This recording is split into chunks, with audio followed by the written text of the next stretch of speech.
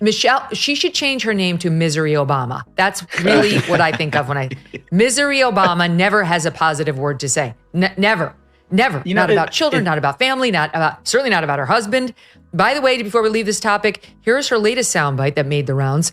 This happened on June 18th, but I was off. Here it is, 39. You should have threw a boy in the mix. I would. I'm so glad I didn't have a boy. Yeah. Because he would have been a Barack Obama. It's like baby Barack. It would have been amazing. Ooh, no, I would have felt for him. She just borrowed our boys. Yes, I got plenty. Wow. Did you catch that? She's glad she didn't have a boy because he would have been a Barack Obama. And that's a hard pass for her. This woman can't stand him. She can't. Wait a minute. Megyn Kelly just set the political stage ablaze with a verbal smackdown aimed straight at Michelle Obama's polished image. No fluff, no filter. Just a scorching takedown that left the former First Lady ducking behind vague speeches and overhyped memoirs. When Kelly's truth bombs started landing, Michelle's carefully crafted media darling persona cracked like cheap glass. If you thought the former First Lady was untouchable, think again. Megyn didn't just question her. She dismantled her with precision. She says the bars are just different for people in life. Right. The bar was very different for your husband. Very different. And I'm sure he got into Harvard just based purely on his intellect, right? And Harvard Law School. And he was ushered into the presidency with about 2 minutes of public service behind him, right? Like a short stint in the U.S. Senate after being a local Illinois lawmaker. And he was lauded like he was the second. Michelle Obama built an entire empire on furrowed brows and perfectly timed head tilts, acting like gravity itself leans in to listen whenever she talks. Somehow, she turned reminding people to eat more lettuce and wear cardigans with conviction into a full-blown brand. Megyn Kelly, meanwhile, takes one look at that carefully packaged legacy and sharpens her sarcasm like a legal brief filed straight with the court of public opinion. Ready to shred the myth, point by pointed point. So listen to what Michelle Obama said in response to this opinion today. Of course, students on my campus and countless others across the country were and continue to be granted special consideration for admissions. Some have parents who graduated from the same school. Others have families who can afford coaches to help them run faster and hit a ball harder. Others go to high schools with lavish resources for tutors and extensive standardized test prep. So often we just accept that money, power, and privilege are perfectly justifiable forms of affirmative action, while kids growing up like I did are expected to compete when the ground is anything but level. You know what, Michelle? Same. And I'm white. I didn't have any of those advantages. Michelle Obama wasn't really a first lady. She was a lifestyle influencer with Secret Service in tow. Her biggest contributions? Banning cookies in school cafeterias and hosting daytime TV bits about hula hooping. Megyn Kelly doesn't need a teleprompter for this takedown. She's armed with 2 decades of pent-up irritation at a nation that treats kale like an act of patriotism. Here's the first one about how difficult it is for Black women like Michelle to articulate their pain. We grew up with women who weren't voicing the pain and the burden. They made it look easy. Mm-hmm. And when you make stuff look easy, people assume that you must like this. Yeah. It's okay with you, right? Right. You know, we don't articulate as Black women our pain because it's almost like nobody ever gave us permission. Every time Michelle Obama stepped into the spotlight, it felt like a royal decree disguised as a pep talk. She'd stroll onto talk shows radiating the vibe of someone who just brokered world peace, when really, she was there to unveil a coloring book or promote a jump rope campaign. No, I mean, because when you're thinking of victims of this awful world, you think of Michelle Obama and how terrible we've all been to her. This woman is a one-woman destitution derby.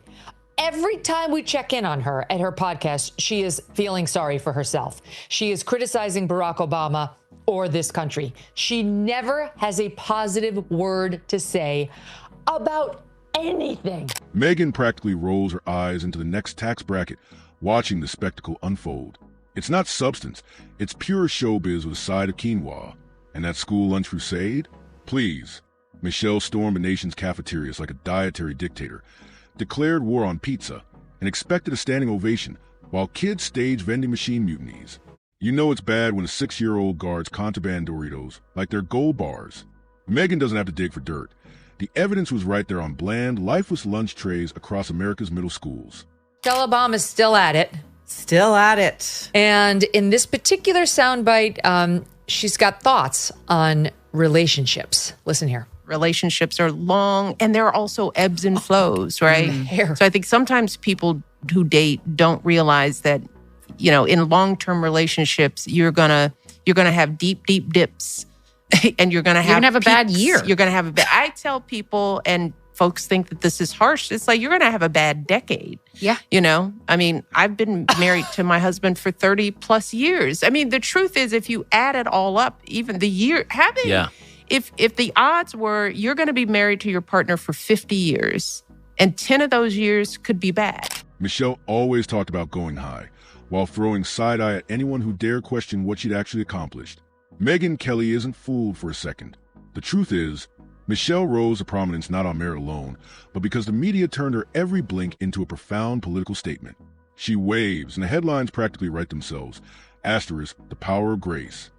Asterisk, she smirks, and Twitter melts down about her asterisk, subtle strength and restraint. Asterisk, meanwhile, Megyn sitting there wondering if America accidentally crowned a fashion icon just because someone really liked wearing belts. Then came the memoir, the ultimate self-help saga packaged as a literary revelation. Michelle's book tour looked less like an author circuit and more like a Beyoncé concert with decorative throw pillows, stadiums full of people clapping for pages that basically said, "Be yourself, drink water, ignore haters, oh, and I once met Oprah." Megyn flips through that and thinks, asterisk, this is Pinterest wisdom in hardback. I've read fortune cookies with more useful policy ideas. Asterisk. And let's not skip the myth of the reluctant public figure. Michelle claimed she hated politics but couldn't stay off glossy magazine covers, Delcuseries credits, or global stages with gold-plated microphones. Megyn's not buying that act for a second. Reluctant? Please. That woman leaned into fame like it was a Peloton class taught by her own reflection. Dramatic, strategic, and nonstop. The moral authority complex? Megyn's ready to call it what it really is. Manufactured celebrity worship dressed up as gravitas. You'd sign up for it. You'd sign up for it. You'd sign up for it. You know, Right. and that's really how it works out. Is it, Michelle? It's not. I've been married for 17 and a half years and not one was bad. I think she and he married the wrong people. I think you're 100% right. This is only her third episode. I can't think of anybody I would go to for advice less than Michelle Obama. She really doesn't know what she's talking about. That's where Megyn really starts pulling the threads. The entire Obama brand was built on the illusion that Michelle was somehow above it all. Never petty, always wise, floating above the political mess like a life coach perched on a cloud. Meanwhile, she perfected the art of passive-aggressive shade, flashing a polished smile while slicing critics apart with Ivy League-calibrated jabs. Megyn knows that tone. It's the same one you use when firing someone while complimenting their shoes. Then there's the whole every woman act. Michelle strutted through billion-dollar venues telling middle-class moms she understood their struggle, as if bedtime at the White House equals wrangling 3 kids in a cramped apartment next to a train station. Megyn can't help but laugh at the irony of someone who flies private to climate summits, lecturing anyone about their carbon footprint. Latest example was when she went on this other guy's podcast, Jay Shetty. She goes and sits down with him and he asks her, what are you afraid of? And she starts off by saying, well, it's not, my fears aren't for me. You know, I think about the streets. My fears aren't for me. Well, in this current climate for me, it's, you know, what's happening to immigrants. I mean, I travel in a 4-car motorcade after all. I'm Michelle Obama. She actually says this. And then she says, but, you know, I worry for my girls because, you know, not that much because they are sort of recognizable, but I'm worried about them. Let's not forget the endless first label. Sure, Michelle was the first lady, but the way her story gets retold, you'd think she was the first woman in history to walk, talk, and read a teleprompter at the same time. Every speech morphed into a mini documentary. Every interview got packaged like a TED Talk. Megyn sees the overproduction for exactly what it is. A politically blessed PR machine pumping out personality cult merch faster than her husband ever signed executive orders. And don't even get Megyn started on the post-White House era. Michelle then retreat quietly into private life. She launched an entire media empire built on unapologetically being herself, which conveniently meant monetizing every slice of her personality like a trending YouTube channel. The Obamas left office and instantly turned the presidential legacy into a full-blown streaming service lineup. Megyn can't help but scoff. Most former first ladies write one memoir. Michelle turned hers into a cinematic universe. Let's be real. Michelle's popularity was never built on deep political insight or heavyweight policy debates. It's built on her power to speak with absolute authority about topics no one's allowed to challenge. She doesn't debate, she declares. Question her and you're bitter, uninformed, or worse. But Megyn's not playing that game. She's armed with facts, sharp logic, and a bite that makes PR teams sweat. She went on a podcast called Diary of a CEO. It's kind of rings a bell like a founder kind of situation. And once again, wants you to know how awful it is to be married with children. There are just many natural reasons why marriage, infertility, trying to have kids makes things difficult. It's like I try to tell couples, of course it's hard. Just listen to what I said, right? Like it's probably, if you're having some issues in your marriage, it's not you, it's the process of marriage. Michelle's legacy has turned into the shimmering, untouchable mirage where even her slip-ups get repackaged as feminist triumphs. If she micromanaged school lunch menus, it was asserting agency. If she botched a speech, it was redefining authenticity. Megyn tears through that narrative like it's a flimsy tissue curtain. Sometimes a misstep is just that, a misstep. And sometimes a powerful woman is simply using her power to sell soft politics in designer wrapping. Then there's the fitness obsession. Michelle's arms have been discussed more than entire global conflicts. One flex and the media practically collapsed in awe, acting like her biceps were a policy platform. Megyn can't help but smirk at the absurdity. Sure, physical health is important, but let's not pretend Michelle curling dumbbells was on par with passing economic reform. It was brilliant PR, not a legislative miracle. Her activism always stopped comfortably short of real discomfort. She championed causes that came pre-approved by media consultants and neatly dodged any issue that required actual risk. Megyn sees it for what it is, the safest kind of influence. Make noise about things everyone already agrees on, then pose with a child and call it progress. It's political theater with yoga mat energy. Michelle was sold as revolutionary for reminding people be kind, as if that's some groundbreaking philosophy she invented, laminated, and slapped a logo on. In their party does not appear to be Michelle Obama. So far, no.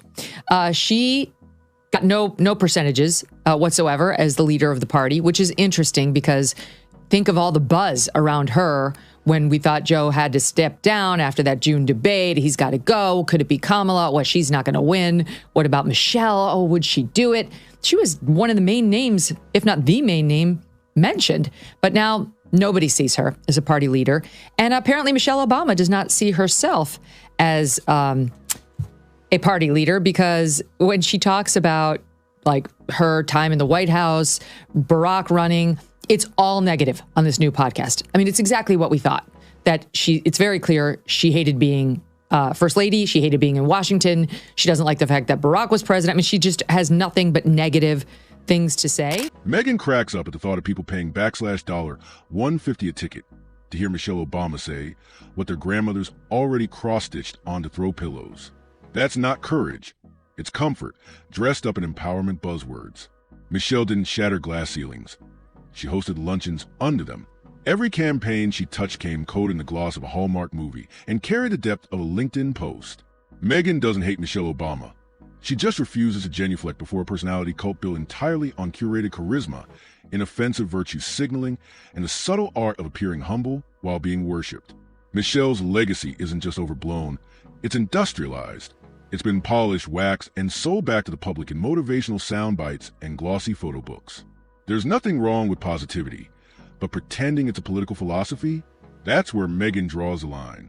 You don't run a country on brunch slogans, hashtags, or Spotify playlists. And you definitely don't earn sainthood for handing out carrot sticks at a DC charter school.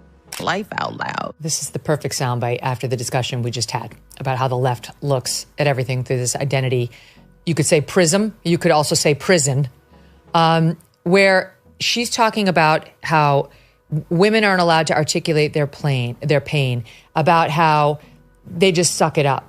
You know, they don't show that, as if men Never do that. Men are known, aren't they, for articulating their pain? That's what you think of when you think of man. Let's talk about how Michelle's media coverage was basically the editorial version of a group hug. Every magazine cover was a tribute, every puff piece a poem. She didn't just get good press. She got canonized. You'd think she was a mix of Florence Nightingale and Maya Angelou with a gym membership. Megyn doesn't need incense and soft jazz to evaluate a legacy. She looks at results. And in Michelle's case, the spreadsheet is thinner than her calorie count mandates. Yet she still floats above criticism like it's beneath her. That's the real trick. Michelle's been bulletproof, not because she's flawless, but because any challenge to her myth is painted as disrespect. Megyn's not here to knock her down for sport. She's here to remind everyone this isn't a statue. It's a cardboard cutout treated like marble. And the best part? Michelle's still out there, hinting at political ambitions like she's teasing a blockbuster sequel. There's a lot in there, Glenn. That does not sound like somebody who's in favor of his run for president or frankly in favor of him. Like, he was smart and ambitious. Think about if that's how, like, that's why you thought that your spouse was going to run for and possibly become president. I mean, he's smart and he's ambitious. None of what Barack Obama actually ran on, right? I want to change the world. I want to heal the country, hope and change. Like, she wasn't buying it, and it doesn't sound like she buys it to this day. Megyn's not fooled. The coy dance around, I'm not interested, while casually name-dropping political concerns is straight out of the playbook of someone who desperately wants to be begged to run. It's not humility. It's marketing in slow motion. Just enough ambiguity to keep the press guessing, but never enough commitment to risk any real accountability. This isn't some petty takedown. It's a reality check on the absurd pedestal we put Michelle Obama on while ignoring the fact that her actual record is slimmer than the salad bar she forced onto America's cafeterias. Megyn Kelly isn't pulling punches because the truth shouldn't have a tiptoe around charisma, especially when that charisma is wielded like a suit of armor. And if Michelle's team thinks this is a last word, they're dead wrong. The stage lights might dim, but Megyn's just getting warmed up. Now Michelle floats through award shows and elite panels like an oracle of elegantly vague wisdom. She'll drop a carefully polished line about nurturing voices or lifting narratives, and crowds react like she split the atom with her bare hands. Megyn watches the spectacle like at a Broadway show called The Politics of Saying Nothing Beautifully. It's the same speech, same cadence, just different lighting. The applause isn't for content, it's muscle memory. People clap because they've been told to. Meanwhile, Michelle's legacy keeps inflating like a balloon at a branding convention. The more hollow it gets, the louder the cheers. Megyn doesn't need a confetti cannon to cut through it. She just points at the glitter and shows there's no gold underneath.